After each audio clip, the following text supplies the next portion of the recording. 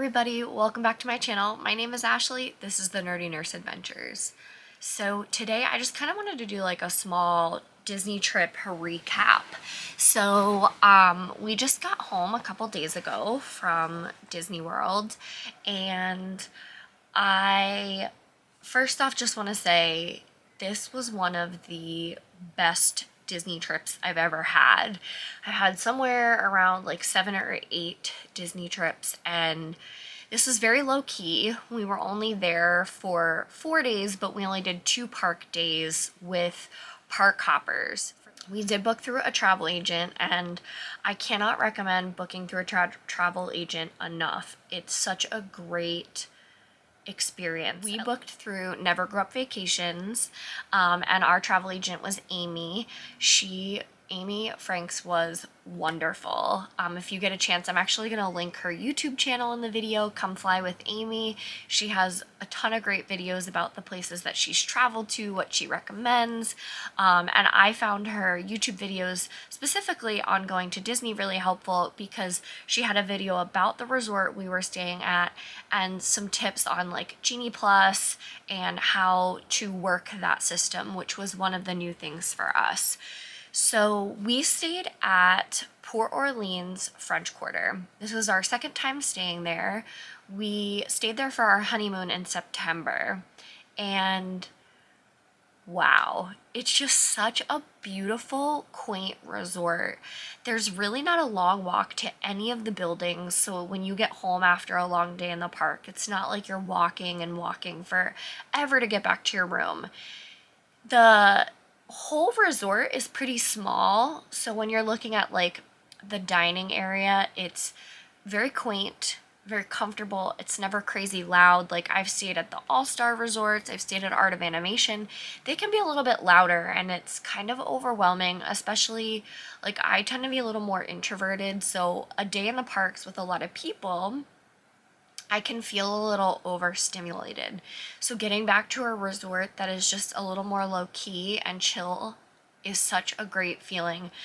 The first day we got there, we went to Disney Springs, and just kind of walked around, had a little bit of food, did some shopping, and then we made our way to the Hoop-Dee-Doo musical review at Fort Wilderness, which I'm going to do a whole separate video on the Hoop-Dee-Doo review because I think it deserves it.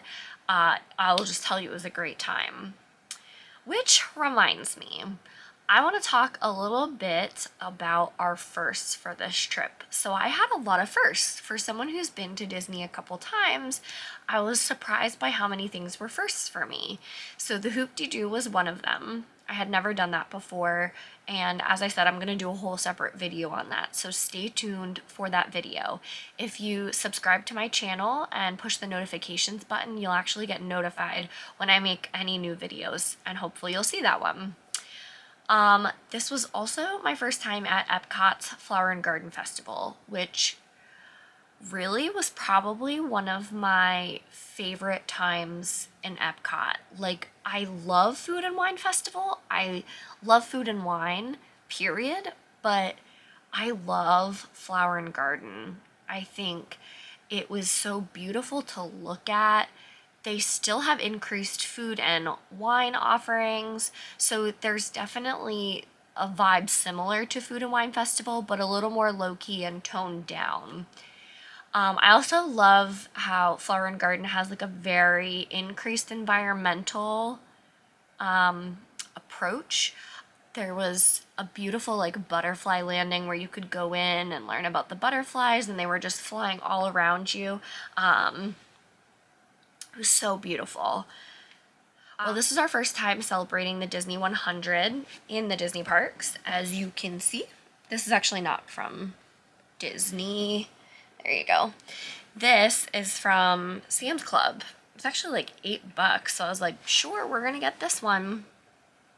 So we were celebrating the Disney 100, which I don't feel, based on watching other YouTube videos, is as celebrated or apparent in Disney World as it is in Disneyland, based on as I've seen in other YouTube videos. TRON. Wow. So I didn't think I was going to get to experience it, for one.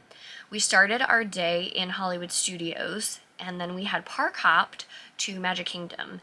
And if you are unfamiliar with the virtual queue system, you have to be in the park that you're going to be utilizing that virtual queue in. So like, because we started our day in Hollywood Studios, I could use Disney Genie Plus in Hollywood Studios, but I couldn't join a virtual queue in the Magic Kingdom until I was physically in Magic Kingdom.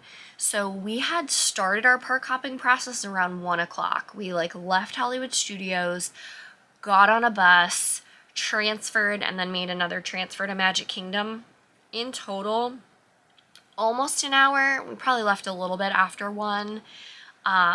We arrived right at 2 o'clock, got in the park, and by like 2:15, I was in the virtual queue. I was the second to last boarding group for the day, 189 for TRON Light Cycle Run. We went up to the cast member and we asked them how the virtual queue works. Like, once our boarding group is called, what exactly is going to happen? And he was like, "You're worried about fireworks, aren't you?" I was like, "Absolutely, I am worried about fireworks." So he said to just go watch the fireworks, which worked out so well because the sky looked horrible. It looked like it was just going to open up at any minute. We had thunder. The clouds were just super dark. I was like, crap. Happily Ever After is one of my favorite fireworks shows, and I was like, I really, really just want to be able to see this. So he goes, go watch it. After your boarding group is called, you have an hour to get in line and basically use your boarding pass. So he's like, you should be fine. So 9:20 comes along. Prior to fireworks starting, my boarding group got called at 8:55. So technically I then had till 9:55 to get in line. So I was like, ooh, this is cutting it close. So watch the fireworks. It sprinkled for 2 hot seconds, and then the whole fireworks show went off without a hitch. So happy, so magical. So my dad is like, let's do it. Let's go to our boarding group. So we then made our way from Main Street in front of the castle all the way up to TRON. We get in line. There is like nobody there. We're like, what is going on? It's 9:40 or 9:45, somewhere in that range. So we had like 10 more minutes to make sure we were getting in line.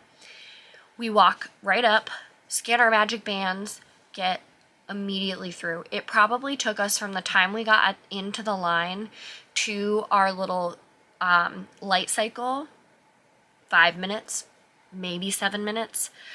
It was incredible. Regardless, it just added to the magic of an already so wonderfully beautiful day. Like, to get to ride three of my favorite coasters with my dad between Hollywood Studios and Magic Kingdom, it was great. And then to try out Light Cycle with him, it was such a blast. I had so much fun. If you haven't seen any videos of it online, I suggest you watch them. It helped me kind of have an idea of how to get on the ride and what to expect. You sort of like lay almost on your stomach like you're riding on a motorcycle, and then your legs get like secured into place. We were the blue light cycle, and it was amazing. You like immediately pull off, and it feels like 0 to 60 very quickly. The only critique I would say I have about Light Cycle is that it's so short. It is over very quickly, which I think is part of the point of the ride. But I can see how some guests may feel frustrated waiting for however long. If we had waited in the queue for 55 minutes, I could see how some people would be a little frustrated by like waiting 55 for a 2-minute ride. But I guess that's also kind of the story of some Disney attractions. So it's just something to consider. Like, if you're gonna pay, I personally would not pay for a boarding pass. So you can do the virtual queue, or you can like pay to get on the ride. I think that particular day it was like $11 to get a lightning lane. I would not do it, personally. It was a blast. I absolutely loved it. I would ride it again once the hype of all of this dies down. I wouldn't pay to do it though. I have paid in the past for like Rise of the Resistance. Star Wars is very important to me. I wanted to get on our honeymoon for that trip, so that's why we did it. TRON wasn't that important to me, so I took my chance with the virtual queue. If it's very important to you, that $11 to $15 may be worth it for you. They change the price, I think, on a daily basis, so don't quote me on that amount. Ride. Theming, gorgeous. Like, I got to ride it at night. I don't know what daytime looks like, but just seeing it from the outside during the day, definitely less dramatic than what it looks like at night. And riding it at night and being able to just kind of like see the outside, beautiful. It was such a great experience, such a thrill, and a wonderful way to end the night. Like, my dad and I walked then through the park emptying out, and it was nice and cool. We were just like high on adrenaline from doing the light cycle. Such a great experience. I'm gonna do a video on the haul of all the stuff we got while we were in Disney, so stay tuned for that as well. We had a great time on our trip. I hope you enjoyed this trip recap. If you like this video, give it a thumbs up. Comment down below, what's your favorite Disney park to visit and why? And as always, stay nerdy, my friends. Bye.